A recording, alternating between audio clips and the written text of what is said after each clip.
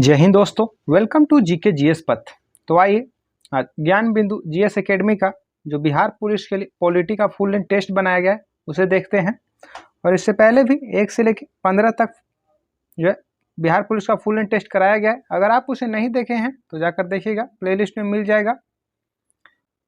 और वीडियो को अंत तक देखिएगा और कमेंट में बताइए कि आपको सेशन कैसा लगा। जो भी अब समय बचा है बिहार पुलिस के लिए उसमें सिर्फ और सिर्फ रिवीजन कीजिए, प्रैक्टिस कीजिए ताकि अच्छे से स्कोर कर सके एग्जाम में। आइए शुरू करते हैं। पहला क्वेश्चन है, ब्रिटिश भारत में सांप्रदायिक प्रतिनिधित्व की व्यवस्था निम्नलिखित में से किस अधिनियम द्वारा की गई थी? तो सांप्रदायिक प्रतिनिधित्व की जो व्यवस्था किया गया था मार्ले मिंटो सुधार 1909 में। ऑप्शन बी सही हो जाएगा।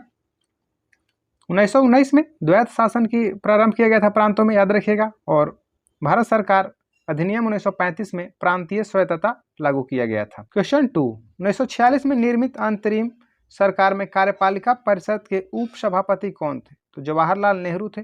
ऑप्शन ए सही हो जाएगा। राजेंद्र प्रसाद के पास जो था अंतरिम सरकार में वह खाद्य और कृषि विभाग था। क्वेश्चन 3, संविधान सभा की प्रांतीय संविधान समिति का अध्यक्ष कौन था? तो सरदार वल्लभ भाई पटेल थे। ऑप्शन सी सही हो जाएगा। और डॉक्टर बी.आर. अम्बेडकर प्रारूप समिति के अध्यक्ष थे और इसमें कुल सदस्य संख्या 7 थे, याद रखिएगा। क्वेश्चन 4, संविधान सभा ने डॉक्टर बी.आर. अम्बेडकर की अध्यक्षता में प्रारूप समिति का गठन कब किया था? तो 29 अगस्त 1947 को। ऑप्शन डी सही हो जाएगा। क्वेश्चन 5, निम्नलिखित कथनों पर में से कौन सा संविधान सभा के गठन के बारे में सही है? तो संविधान सभा के सदस्यों का चयन 1946 के प्रांतीय चुनावों के आधार पर किया गया था, यह सही कथन है। देशी राज्यों के प्रतिनिधियों को संविधान सभा में सम्मिलित नहीं किया गया था, यह गलत है, शामिल किया गया था। संविधान सभा के भीतर विचार विमर्श जनता द्वारा व्यक्त की गई रायों से प्रभावित नहीं होता था। सामूहिक सहभागिता का भाव उत्पन्न करने के लिए जनता से सुझाव मांगे गए थे, तो ये सही है। 1 और 4 सही हो जाएगा। ऑप्शन 4 सही हो जाएगा। और जो संविधान सभा के सदस्यों का चयन हुआ था वो 10 लाख की जनसंख्या पे हुआ था, याद रखिएगा। क्वेश्चन 6, नीचे दिए गए कूट का उपयोग करते हुए सूची 1 का सूची 2 से मिलान करना है। विधि का शासन इंग्लैंड से लिया गया है। विधि द्वारा स्थापित प्रक्रिया आपका जापान से है।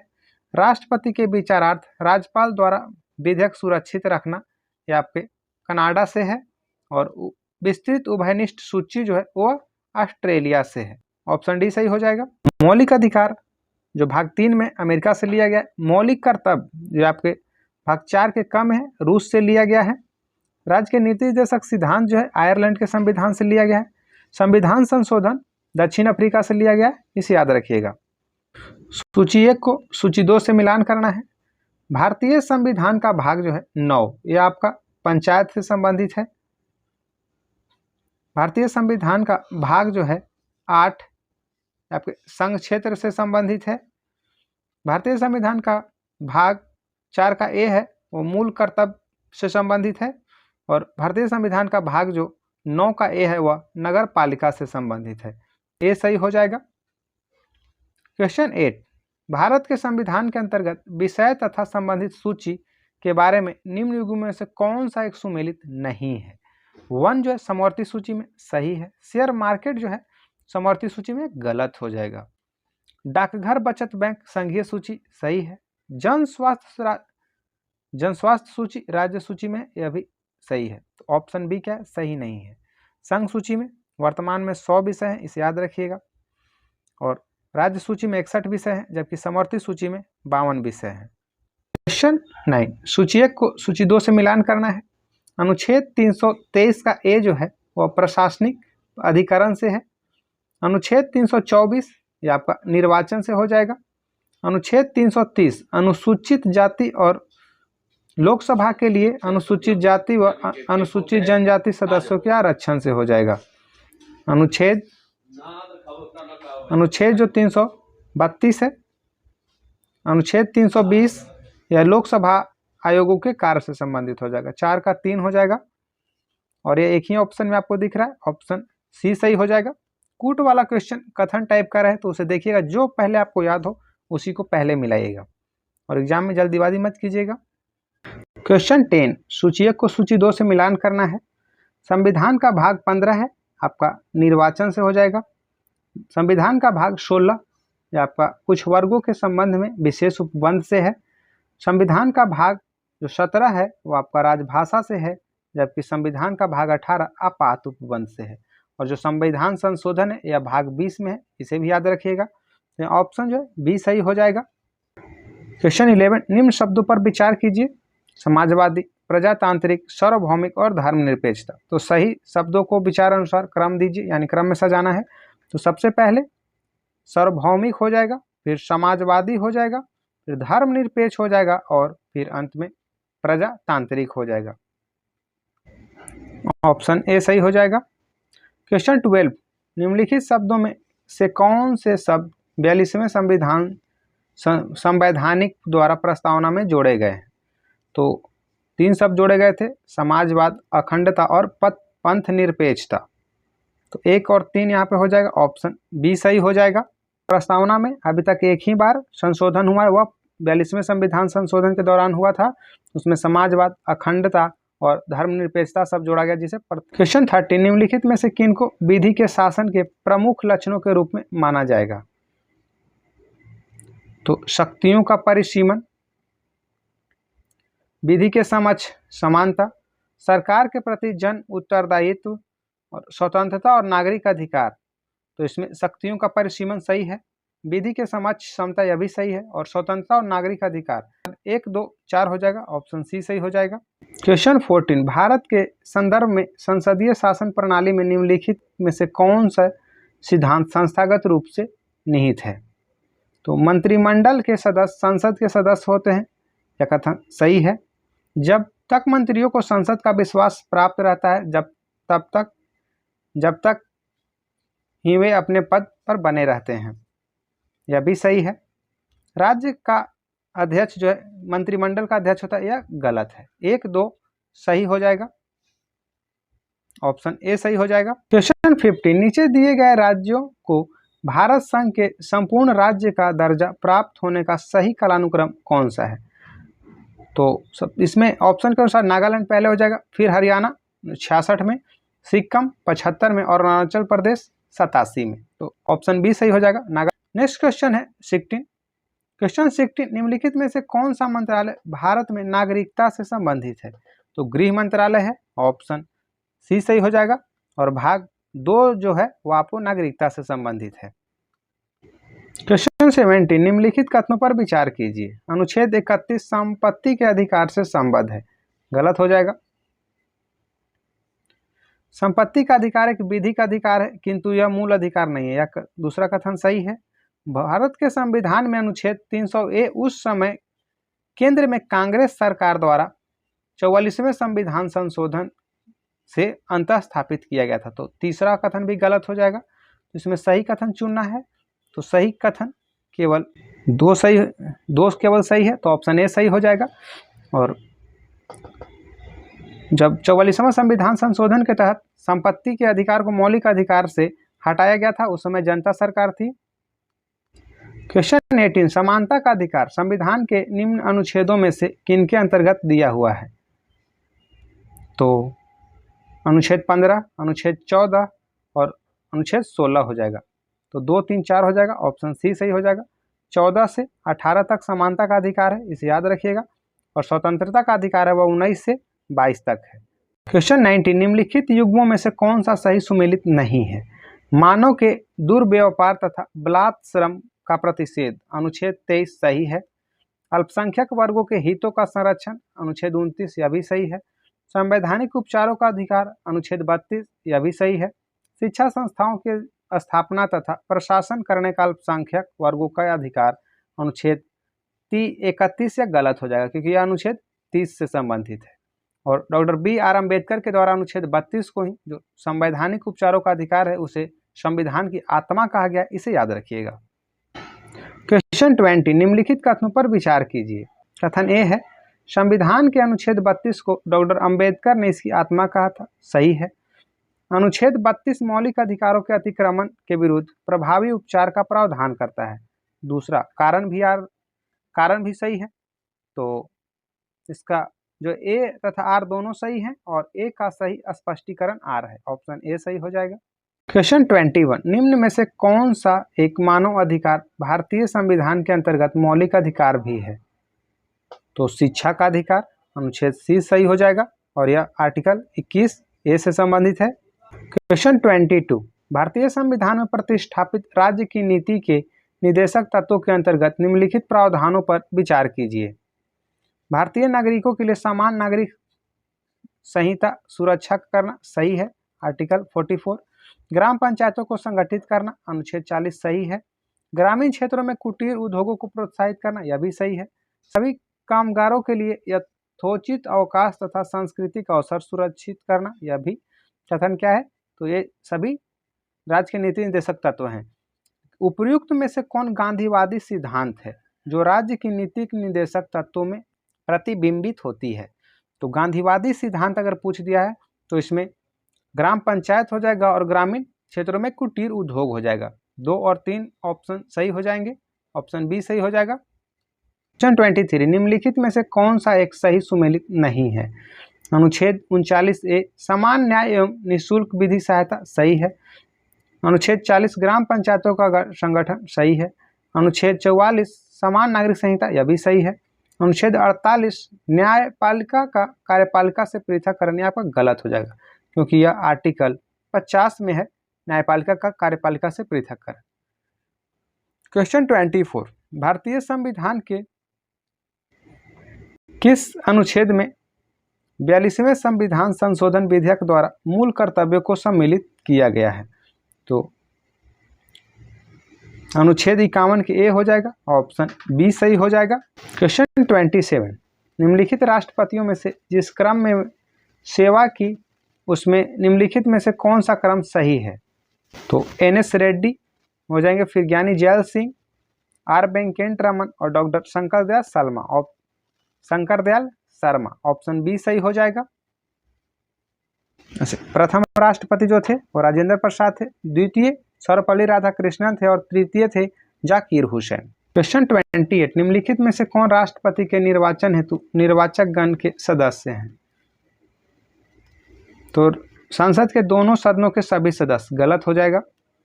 राज्य विधानसभा के सभी निर्वाचित सदस्य, यह भी सही, कथन सही है।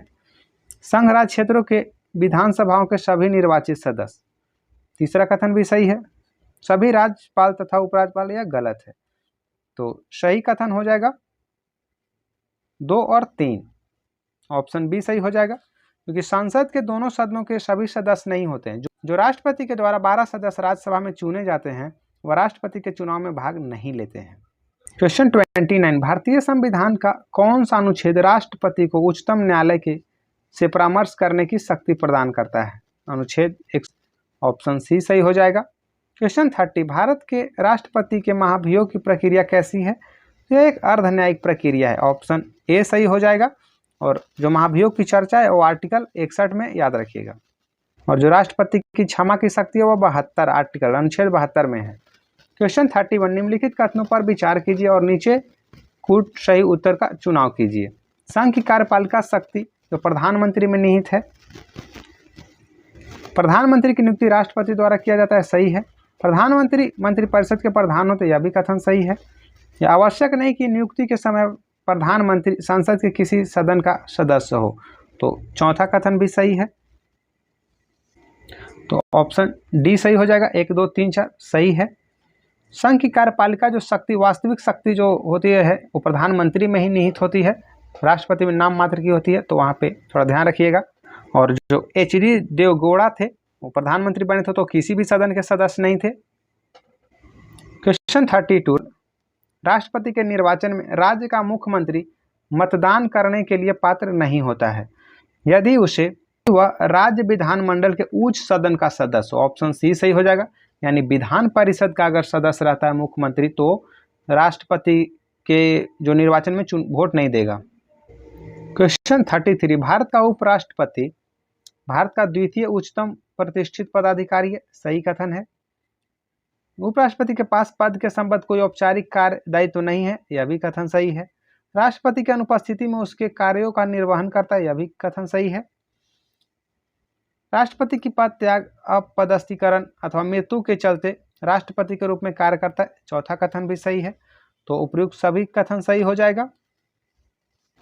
उपराष्ट्रपति राज्यसभा का सभापति होता है, यह आर्टिकल 64 और 89 में कहा गया है, याद रखिएगा। क्वेश्चन 34, निम्नलिखित में से कौन भारत के उपराष्ट्रपति का निर्वाचन करता है? तो लोकसभा के सभी सदस्य हो जाएगा और राज्यसभा के सभी सदस्य। ऑप्शन ए हो जाएगा, 1 और 2 दोनों। क्वेश्चन 35, भारत के उपराष्ट्रपति को पदच्युत करने संबंधी प्रस्ताव प्रस्तावित किया जा सकता है केवल राज्यसभा में। ऑप्शन डी सही हो जाएगा, याद रखिएगा। जबकि राष्ट्रपति पर महाभियोग चलेगा तो कोई भी सदन में चल सकता है। क्वेश्चन 36, भारत के प्रधानमंत्री के विषय में निम्नलिखित कथनों पर में कौन सही है? प्रधानमंत्री मंत्रिपरिषद का नाम मात्र का नेता होता है, यह गलत हो जाएगा। वह संसद के प्रति उत्तरदायी नहीं होता, यह भी कथन गलत है। वह अपने मंत्रियों में से किसी को बर्खास्त नहीं कर सकता है, यह भी कथन गलत है। प्रधानमंत्री मंत्रिपरिषद का वास्तविक नेता होता है, ऑप्शन डी सही है। क्वेश्चन 37, मंत्रिपरिषद सामूहिक रूप से उत्तरदायी होता है तो लोकसभा के प्रति और एक संवैधानिक बाध्यता के अंतर्गत, और यह अनुच्छेद 75 के सब क्लॉक 3 के अनुसार। तो ऑप्शन 1, 2, 3 सही हो जाएगा, ऑप्शन बी सही होगा। क्वेश्चन 38, संविधान में मंत्रिमंडल शब्द का एक ही बार प्रयोग हुआ है और वह है अनुच्छेद 352 में। ऑप्शन ए सही हो जाएगा। 356 यह राज्यों में राष्ट्रपति शासन से संबंधित है। क्वेश्चन 39, लाभ के पद का निर्णय कौन करेगा? संघीय संसद, ऑप्शन बी सही हो जाएगा। क्वेश्चन 40, भारत के महान न्यायवादी के विषय में निम्नलिखित कथनों पर विचार कीजिए। वह भारत के राष्ट्रपति द्वारा नियुक्त किया जाता है, सही कथन है। उसमें वही योग्यताएं होनी चाहिए जो सर्वोच्च न्यायालय के न्यायाधीश की होती है, यह भी कथन सही है। उसे संसद के किसी सदन का सदस्य होना चाहिए, यह तीसरा कथन गलत है। संसद द्वारा महाभियोग लगाकर उसे हटाया जा सकता है, चौथा कथन भी गलत है। तो 1 और 2 कथन सही है, ऑप्शन ए सही हो जाएगा। क्वेश्चन 41, भारतीय संविधान के किस अनुच्छेद के अंतर्गत भारत के नियंत्रक एवं महालेखा परीक्षक की नियुक्ति होता है? तो अनुच्छेद 148 के तहत, ऑप्शन सी सही हो जाएगा। क्वेश्चन 42, राज्य सरकार को कानूनी मामलों में सलाह देने के लिए अधिकृत है तो महाधिवक्ता हो जाएगा, ऑप्शन सी सही हो जाएगा। और यह आर्टिकल 165 से संबंधित है, याद रखिएगा। क्वेश्चन 43, एक गैर सदस्य के रूप में संसद के किसी एक सदन की कार्यवाही में भाग ले सकता है तो महान न्यायवादी, ऑप्शन सी सही हो जाएगा। क्वेश्चन 44, निम्नलिखित कथनों पर विचार कीजिए। अनुच्छेद 165 राज्यों के महाधिवक्ता से संबंधित है, सही हो जाएगा। संविधान महाधिवक्ता को निश्चित अवधि प्रदान नहीं करता है, यह भी सही है। महाधिवक्ता को राज्य विधानसभा की कार्यवाही में भाग लेने तथा मतदान करने का अधिकार है, गलत है, मतदान नहीं कर सकता है। तो सही कथन हो जाएगा 1 और 2, ऑप्शन सी सही हो जाएगा। क्वेश्चन 45, राज्यसभा की लोकसभा के समान शक्तियां किस क्षेत्र में है? तो संविधान संशोधन करने के विषय में, ऑप्शन बी सही हो जाएगा। क्वेश्चन 47, राज्यसभा द्वारा लोकसभा को धन विधेयक कितने समय में लौटा दिए जाने चाहिए? 14 दिन में, ऑप्शन सी सही हो जाएगा। क्वेश्चन 48, लोकसभा के अध्यक्ष को कैसे हटाया जा सकता है? तो लोकसभा के सभी सदस्यों से बहुमत पारित संकल्प द्वारा, ऑप्शन बी सही हो जाएगा।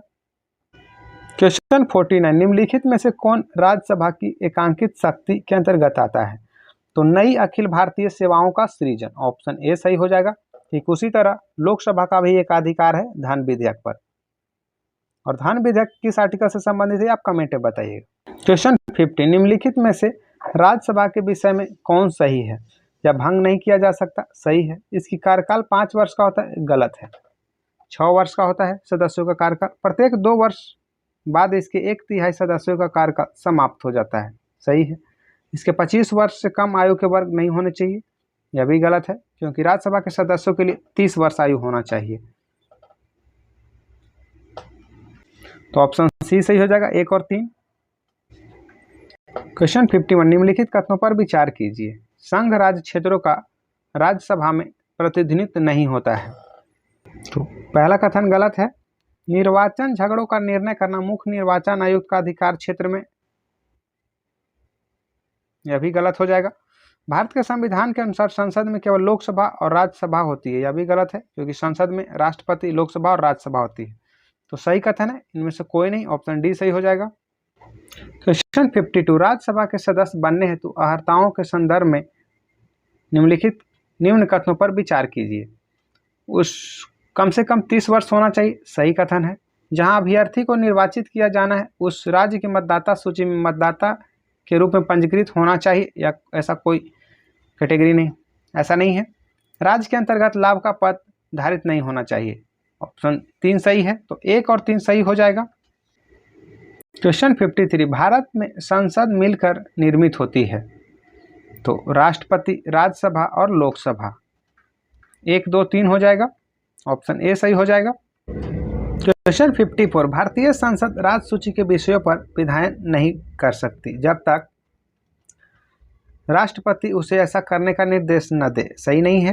राज्यसभा प्रस्ताव पारित कर ऐसा करना राष्ट्रीय हित में आवश्यक समझे, यह कथन सही है। विधानसभा का अध्यक्ष यह प्रमाणित करे कि ऐसा विधान आवश्यक है, यह भी गलत है। राष्ट्रीय आपातकाल लागू हो तब वो कर सकता है, यानी 2 और 4 सही हो जाएगा, ऑप्शन डी सही हो जाएगा। राज्यसभा प्रस्तावित करेगा तभी राज्य सूची पर केंद्र कानून बना सकती है या फिर राष्ट्रीय आपातकाल में। क्वेश्चन 57, संविधान के किस अनुच्छेद के अंतर्गत धन विधेयक को परिभाषित किया गया है? तो अनुच्छेद 110 हो जाएगा, ऑप्शन बी सही हो जाएगा।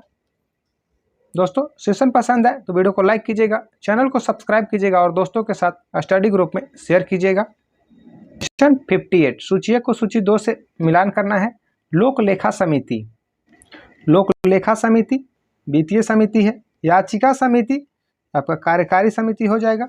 स्टॉक बाजार स्कैम आपका तदर्थ समिति हो जाएगा और विभागीय समितियां स्टैंडिंग समिति हो जाएगी, ऑप्शन सी सही हो जाएगा। क्वेश्चन 59, संसद के अधिकारियों में सम्मिलित हैं। तो लोकसभा के अध्यक्ष, लोकसभा के उपाध्यक्ष, लोकसभा के महासचिव और राज्यसभा के अध्यक्ष, सभी चारों हो जाएंगे, ऑप्शन डी सही हो जाएगा।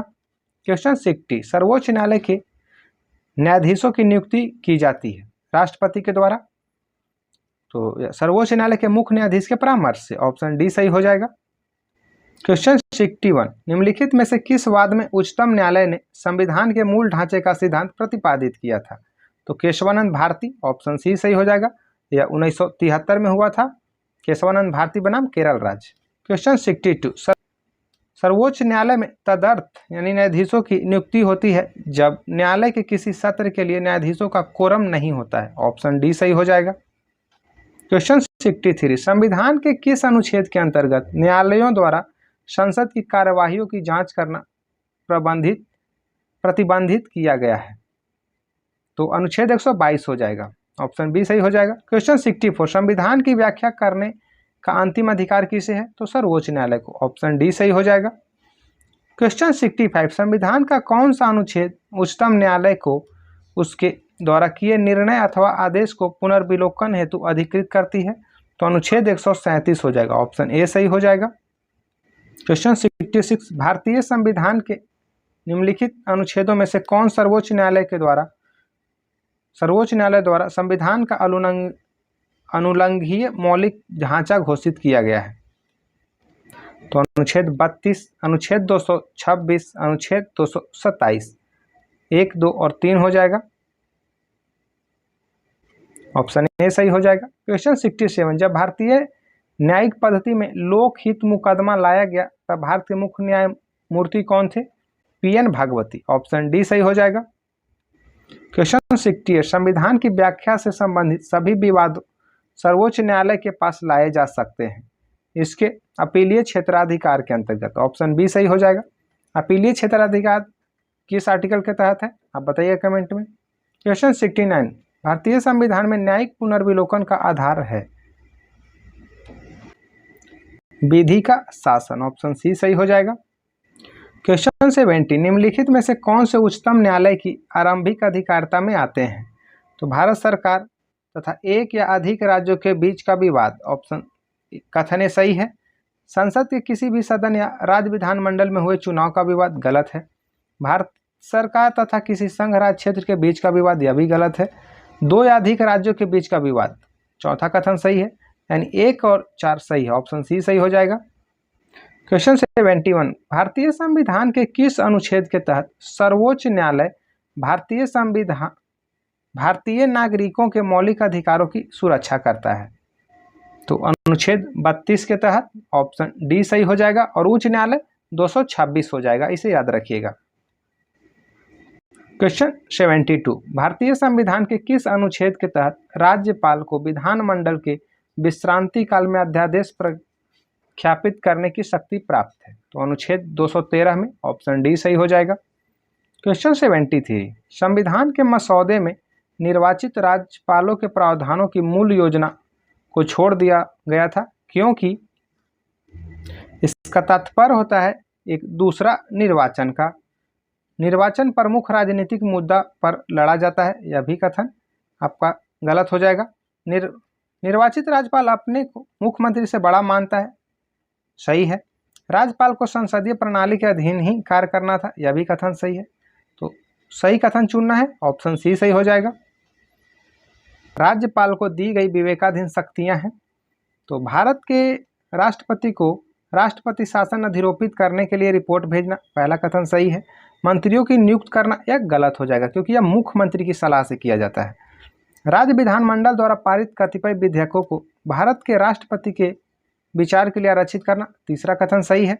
राज्य सरकार के कार्य संचालन के लिए नियमन बनाना, एक गलत है। तो 1 और 3 कथन सही हो जाएगा, ऑप्शन बी सही हो जाएगा।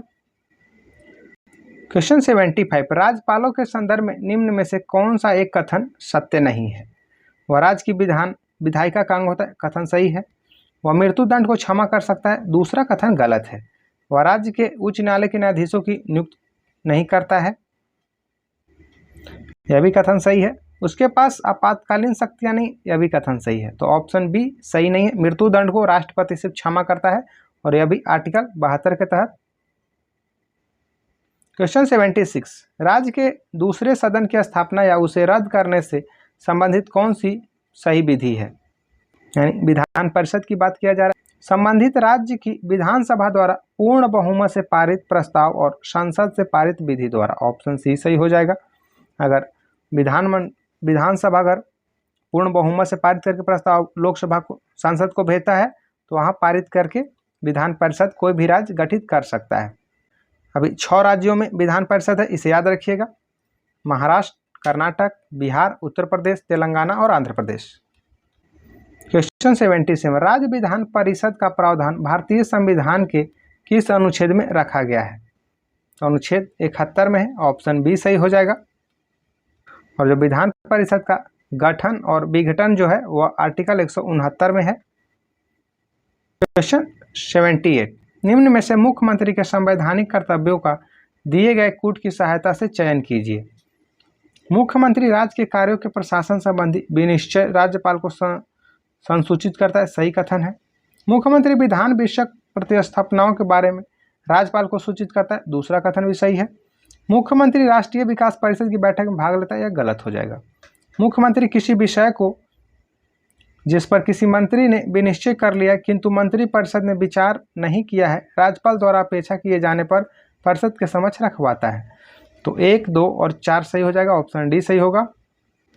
क्वेश्चन 79, राज्य विधान परिषद का प्रावधान भारतीय संविधान के किस अनुच्छेद में किया गया है? तो अनुच्छेद 171, ऑप्शन बी सही हो जाएगा। और विधानसभा का किस में, ये आपका कमेंट में बताइएगा। क्वेश्चन 81, उच्च न्यायालय के न्यायमूर्ति की सेवानिवृत्ति की आयु क्या है? क्वेश्चन 81, उच्च न्यायालय के न्यायमूर्ति की सेवानिवृत्ति की आयु क्या है? तो 65 वर्ष हो जाएगा, ऑप्शन सी सही हो जाएगा। और उच्चतम न्यायालय के 65 वर्ष हो जाएगा। क्वेश्चन 82, उच्च न्यायालय के न्यायाधीशों के वेतन और भत्ते दिए जाते हैं तो राज्य की समेकित निधि से, ऑप्शन बी सही हो जाएगा। क्वेश्चन 83, भारत में चलित न्यायालय इसका मानस पुत्र किसे माना जाता है? तो डॉक्टर एपीजे अब्दुल कलाम को, ऑप्शन सी सही हो जाएगा। क्वेश्चन 84, भारत के केंद्र राज्य संबंध प्रभावित होते हैं संविधान के प्रावधानों से, नियोजन प्रक्रिया से, राजनीतिक हितों के अंतर विरोध से और हुक्म चलाने की इच्छा प्रबलता से। तो चारों कथन इसमें सही हो जाएगा, सही उत्तर चुनना है। क्वेश्चन 85, निम्नलिखित में से किस अनुच्छेद के अनुसार भारतीय संविधान अंतर्राज्यीय परिषद के संबंध में प्रावधान करता है? तो जो अंतर्राज्यीय परिषद का गठन किया जाता है अनुच्छेद 263 के अनुसार, ऑप्शन बी सही हो जाएगा।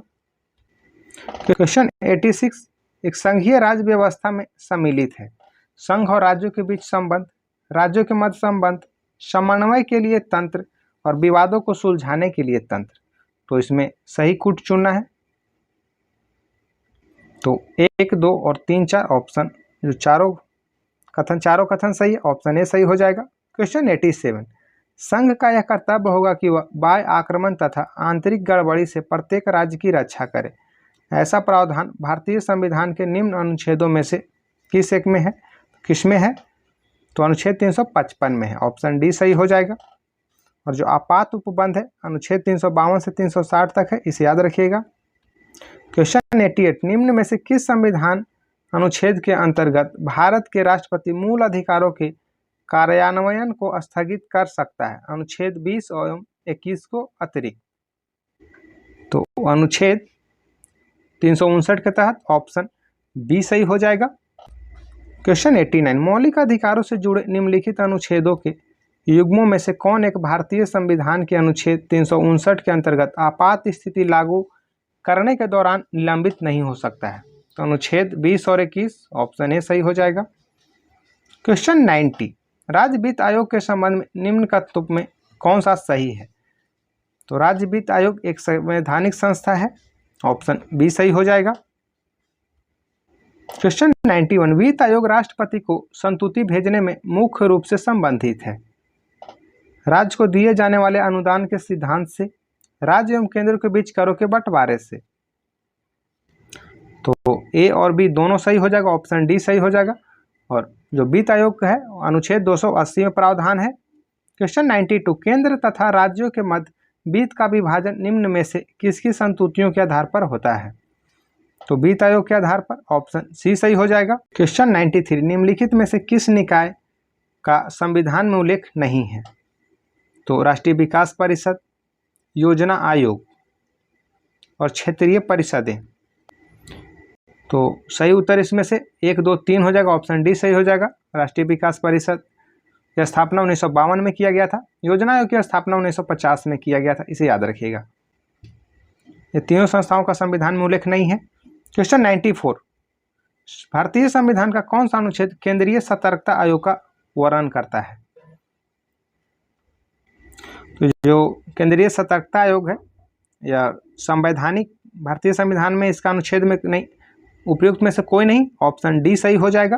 केंद्रीय सतर्कता आयोग का स्थापना जो किया गया था 1964 में किया गया था, संथानम समिति के सिफारिश पर। क्वेश्चन 95, ओम्बुड्समैन का भारतीय प्रतिमान है? तो लोकपाल, ऑप्शन डी सही हो जाएगा। क्वेश्चन 96, भारत में मानवाधिकार संरक्षण अधिनियम कब लागू हुआ? तो 1993 में, ऑप्शन डी सही हो जाएगा। क्वेश्चन 97, निम्नलिखित में से कौन सा संवैधानिक प्राधिकरण है? राज्य निर्वाचन आयोग सही है, राज्य वित्त आयोग यह भी सही है, जिला पंचायत यह भी सही है, राज्य निर्वाचन अधिकारी। 98, भारत के संविधान का कौन सा अनुच्छेद भारतीय निर्वाचन आयोग की स्थापना से संबंधित है? तो अनुच्छेद 324, ऑप्शन ए सही हो जाएगा। क्वेश्चन 99, भारत के मुख्य निर्वाचन आयुक्त की पदावधि क्या है? तो 6 वर्ष या 65 वर्ष की आयु तक, जो भी पहले हो, ऑप्शन सी सही हो जाएगा। और मुख्य निर्वाचन आयुक्त की जो नियुक्ति किया जाता है राष्ट्रपति के द्वारा, इसे याद रखिएगा। नेक्स्ट क्वेश्चन है क्वेश्चन 100, भारत में मत देने का अधिकार निम्नलिखित अधिकारों में से कौन सा है? तो यह संवैधानिक अधिकार है, ऑप्शन बी सही हो जाएगा। और यह जो वयस्क मताधिकार के आधार पर है 326 के तहत। फुल लेंथ पॉलिटी का 100 क्वेश्चन। सेशन पसंद आए तो वीडियो को लाइक कीजिएगा, चैनल को सब्सक्राइब कीजिएगा और दोस्तों के साथ स्टडी ग्रुप में शेयर कीजिएगा।